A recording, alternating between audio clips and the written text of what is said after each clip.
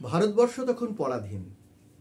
দেশমাতৃকার জন্য বহু বিপ্লবী, বহু দেশপ্রেমিক লড়াই করছেন ইংরেজ শাসনের বিরুদ্ধে, ঔপনিবেশিক শাসনের বিরুদ্ধে। এরম সময় এক মহামানব উচ্চকণ্ঠে ঘোষণা করলেন, ভুলিও না তুমি মায়ের জন্য বলি প্রদত্ত, ভুলিও না উচ্চ নীচ জাতি তোমার রক্ত তোমার ভাই, ভুলিও না দরিদ্র ভারতবাসী তোমার ভাই, চণ্ডাল ভারতবাসী তোমার ভাই, ব্রাহ্মণ ভারতবাসীও তোমার ভাই। তুমিও কোটিমাত্র বস্তাবৃত হইয়া সদর্পে বলো, আমি ভারতবাসী, ভারতের মৃত্তিকা আমার স্বর্গ, ভারতের কল্যাণ আমার কল্যাণ। এই কল্যাণের কথা যিনি বলেছিলেন তিনি স্বামী বিবেকানন্দ। তার নাম ছিল নরেন্দ্রনাথ দত্ত। 1863 সালের 12ই জানুয়ারি কলকাতার সিমলা অঞ্চলে জন্মগ্রহণ করেন বিশ্বনাথ দত্ত এবং ভুবনেশ্বরী দেবীর কোল আলো করে। এই নরেন্দ্রনাথ দত্ত ছোটবেলায় প্রচণ্ড দুষ্টু ছিলেন এবং তার বিলে নামে তাকে অভিহিত ছিল, বিলে বলে তাকে ডাকতেন সবাই।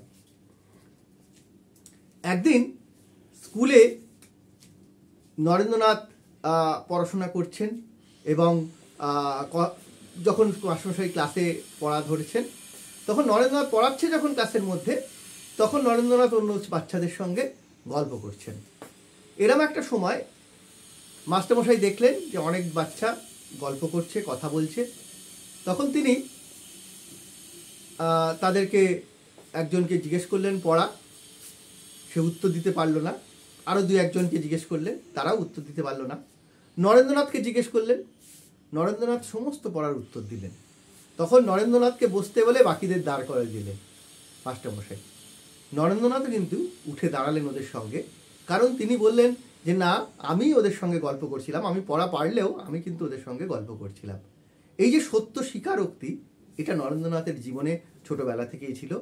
তিনি নির্ভীক ছিলেন এবং ভারতবর্ষের ইতিহাসে মাত্র তিনি ভারতবর্ষের বুকে তিনি যে জীবন কাটিয়ে গেছেন, মাত্র 39 বছর 40 বছর তিনি জীবিত ছিলেন।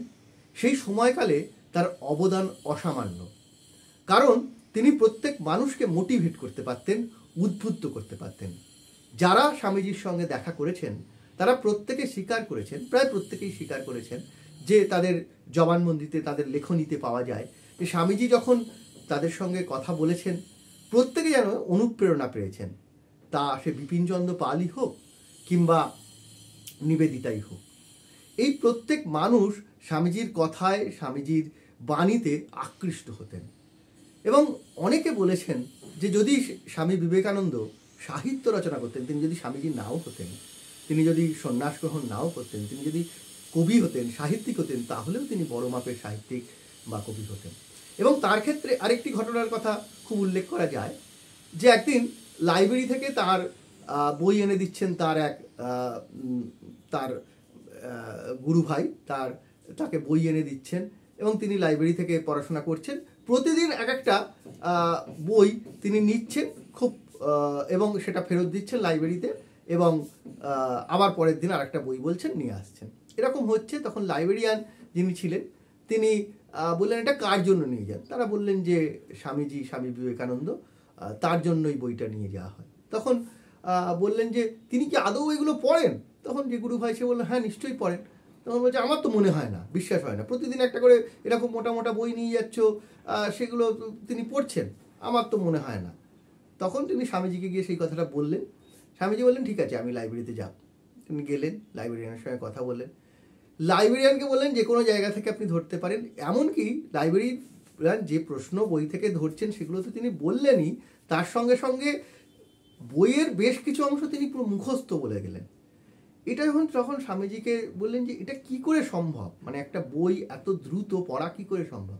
তখন তিনি একটা উদাহরণ দিলেন যে যখন ছোট বাচ্চা কোনো বই পড়ে তখন কি হয়, সে একটা প্রত্যেকটা অক্ষর পড়ে, অক্ষরকে বানান করে করে পড়ে।